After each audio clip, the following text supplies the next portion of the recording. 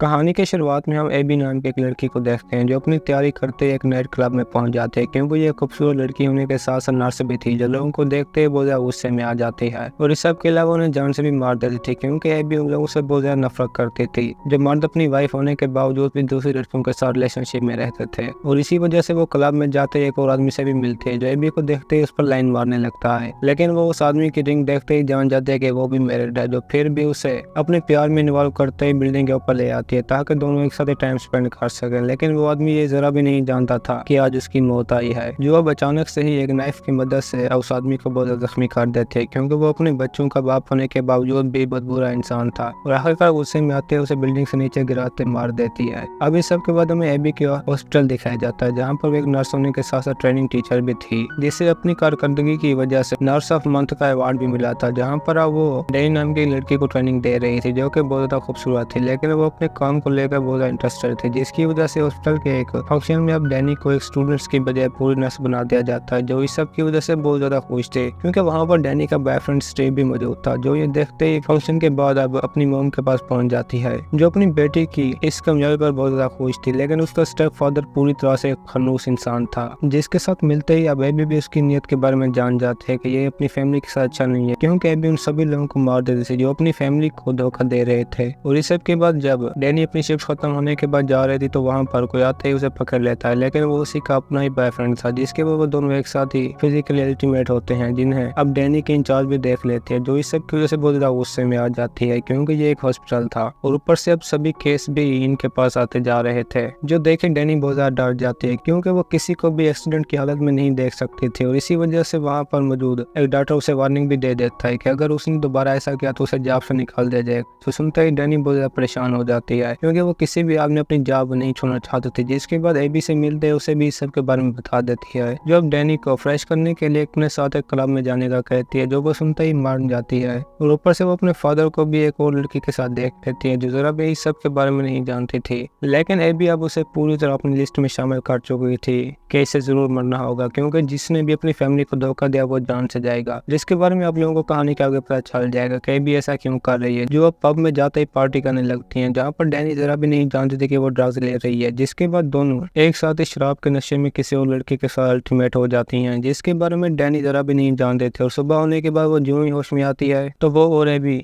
एक साथ ही सो रही थी जो देखे डैनी तो बहुत ज्यादा गुस्से में आ जाते हैं क्योंकि वो नहीं जानते थे कि हमें यहाँ पर कौन लाया, लेकिन फिर भी सबकी परवाह किए बगैर वहाँ से जाने का कहती है ताकि हॉस्पिटल में अपनी शिफ्ट पर जा सके, लेकिन एबी उसे अब भी अपने साथ रहने का कहती है ताकि वो टाइम स्पेंड कर सके, लेकिन डैनी किसी तरह उसे मना करते घर से बाहर चली जाती है। और इसी के साथ अब एबी भी तैयार होने के बाद लड़की के ऑफिस में पहुंच जाते हैं क्योंकि वो एक साइकियाट्रिस्ट था जिससे मिलते ही एबी उसे अपनी बीमारी के बारे में बता देते हैं कि उसे लड़कों को देखते ही उनकी तरफ जाने लगती है और वो इस सब को रोक भी नहीं सकती और बाद औकात उन्हें मारने तक भी पहुंच जाते हैं। जो सुनते ही लेडी उसे अपने ऊपर कंट्रोल करने का कहता है और उसे अपना नंबर देते ही दोबारा आने का कहता है क्योंकि वो इस बीमारी में एक बार तो बिल्कुल ही सेट नहीं हो सकती। अब इस सब के बाद हम हॉस्पिटल में डैनी को देखते हैं जो एबी के साथ एक पेशेंट को चेक कर रही थी, तभी वो उसके कहते ही काउंटर पर जाते एक इंजेक्शन ले आती है जिस पर अब वहाँ का एक डॉक्टर भी लाइन मार रहा था, लेकिन डैनी उसमें जरा भी इंटरेस्टेड नहीं थे, जिसे देखे एबी तो बहुत ज्यादा गुस्से में आ जाती है और वो इस सब के बाद डैनी को अपने रूम की चाबी देते ही किसी भी वक्त में अपने पास आने का कहते हैं क्योंकि अगर वो किसी भी मुश्किल में हो तो मेरे घर पहुंच सकती है, क्योंकि वो नहीं जानती थी कि एबी अब उसी के ही फादर को मारने वाली है। जो अचानक सामने आता ही लैरी की गाड़ी के सामने पहुंच जाती है और बताती है कि मुझे अब भी वही बीमारी हो रही है। जो सुनते ही लैरी भी अब उसका फायदा उठाने लगता है, लेकिन इसी बीच एबी उसे एक इंजेक्शन लगाते ही पैरालाइज कर देते हैं क्योंकि अब उससे अपनी सजा मिलने वाली थी, जिसके बाद एबी गाड़ी से नीचे उतरते ही उसे चलाकर आगे छोड़ देती है जिसका अब एक जोरदार एक्सीडेंट होने के साथ साथ मौत भी हो जाती है। और अब एबी जो ही अपने रूम में पहुंचती है तो वहाँ पर पहले से ही डैनी मौजूद थे, जिसे देखते ही एबी उसे इस सब के बारे में पूछने लगती है। जो सुनते ही डैनी अब अपने फादर का बताकर जोर से रोने लगती है और इसी के साथ दोनों वहीं पर ही बैठे बातें करने लगते हैं क्योंकि एबी हमेशा से ही डैनी के साथ रहना चाहती थी। जो सुनते ही वो हैरान हो जाते हैं क्योंकि उसके पहले से ही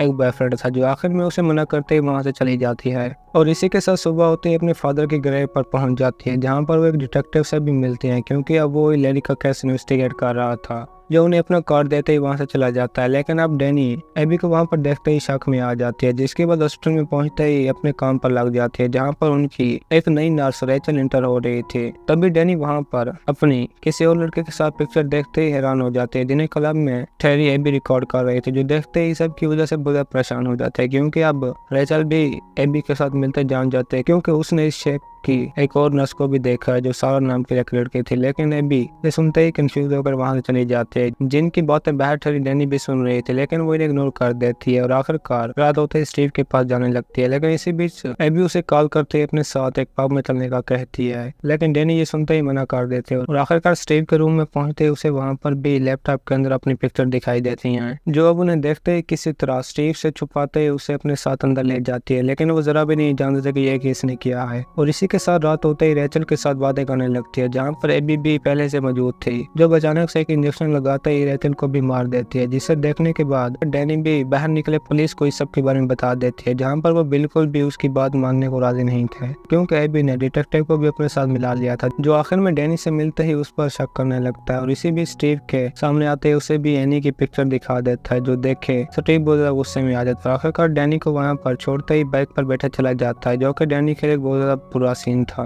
जब इसी के साथ ही हॉस्पिटल में पहुंचते डॉक्टर से बातें करने लगती है, जिन्हें अब एबी भी सुन रही थी, जो अब ये सब सुनने के बाद डॉक्टर नूरस के रूम में जाने लगती है, जो अब सारा नाम पर रिसर्च कर रही थी, जिसे एबी पीछे से आते उसे भी मार देती है। जहाँ पर अब हम एबी की लाइफ स्टोरी के बारे में जानते हैं, जो अपने बचपन में ही बहुत तकलीफों का शिकार थे, क्योंकि एबी का फादर भी अपनी मॉम को धोखा दे रहा था, जिसे वो रंगे हाथों पकड़ने की वजह से एबी की मॉम को भी मारने लगता है, जो अचानक पीछे से आते ही अपने डैड को भी मार देती है। और इसी वजह से एबी की मॉम भी खुदकुशी कर लेते हैं, जो कुछ टाइम के बाद अनाथ आश्रम में रहती थी, जिसके टीचर से मिलने के बाद डैनी भी अब उसके बारे में जान जाते हैं कि वो खुद भी एक सीरियल किलर है, जो कि बहुत ही ज्यादा परेशानी की बात थी, क्योंकि एबी का पहला नाम सारा था, जिसने ये नाम उसी ही औरत के नाम पर रखा था जिसने एबी को अडॉप्ट किया था। और इसी के साथ वहीं दूसरी तरफ एबी भी डॉक्टर के पास जाते बातें करने लगते, क्योंकि वो खुद भी उसके बारे में जान चुका था, जिसे वो इस बार भी अपने साथ प्राइवेट मिलने का कहते ही मना लेती है। लेकिन वो अब भी एबी को नहीं जान पाता, जो अचानक आगे जाते उसे पीछे से आते बेहोश कर देती है। और वो खुद जो ही होश में आता है तो अपने आप को एक स्ट्रेचर पर लेटा देखते ही हैरान हो जाता है, क्योंकि अब मरने की बारी उसकी थी, जिसे एबी बहुत ही बुरे तरीके से मारने वाले थे। और उसकी बॉडी पर पिगी नाम भी लिख देते, क्योंकि वो जैसा काम मासूम औरतों के साथ करते थे, अब एबी उसके साथ भी वैसा जानवर का सलूक कर रही थी, जो इसी भी डॉक्टर का एक हाथ भी काट लेती है, जो उसके लिए बहुत ही बुरा सीन था, जिसके बारे में डैनी जरा भी नहीं जानती थी। और वो खुद भी इस सब के बाद रेचल को फोन करने लगती है ताकि उसके बारे में जान सके, लेकिन उसका फोन भी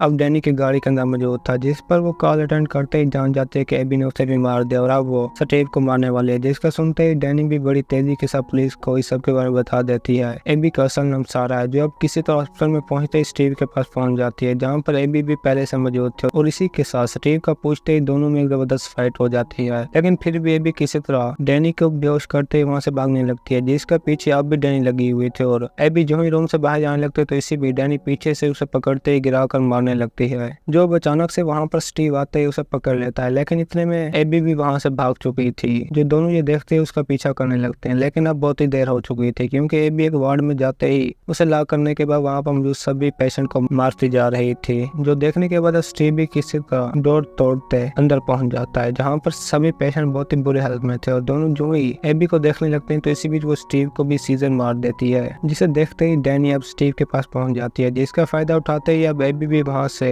भागकर आगे पहुंच जाती है, जहां पर सभी डॉक्टर उसे किलर समझने की बजाय पेशेंट समझते ही स्ट्रेचर पर लिटाते अपने साथ ले जाते हैं, जो अब वहां से भी गायब हो चुकी थी। जिसके बाद हम एबी को पूरी तरह सही सलामत अपने घर के सामने देखते हैं, जहां पर वो डिटेक्टिव के साथ बातें कर रहे थे, जब जान चुका था कि एबी बहुत ही बुरी किलर है, जो उसे अब शूट करने ही वाला था कि इससे भी पीछे से एक आदमी आते ही डिटेक्टिव को मारते बेहोश कर देता है, जो जरा भी नहीं जानता था कि वो एक पुलिस ऑफिसर है। लेकिन एबी उसे यकीन दिलाती है कि तुमने सिर्फ एक लड़की की जान बचाने के लिए ये सब कुछ किया। और अब कहानी के आखिर में हम एबी के एक और हॉस्पिटल में देखते हैं, जहाँ पर वो रेचल नाम की एक लड़की बनते ही उस हॉस्पिटल के एचआर बन जाती है, जिससे मालूम हो जाता है कि वो ये सब जरा भी नहीं छोड़ने वाले थे। और इसी के साथ ही हमारे आज की ये कहानी खत्म होती है। दोस्तों, अगर आपको हमारी कहानी पसंद आई है तो वीडियो को लाइक और चैनल को सब्सक्राइब जरूर कीजिए।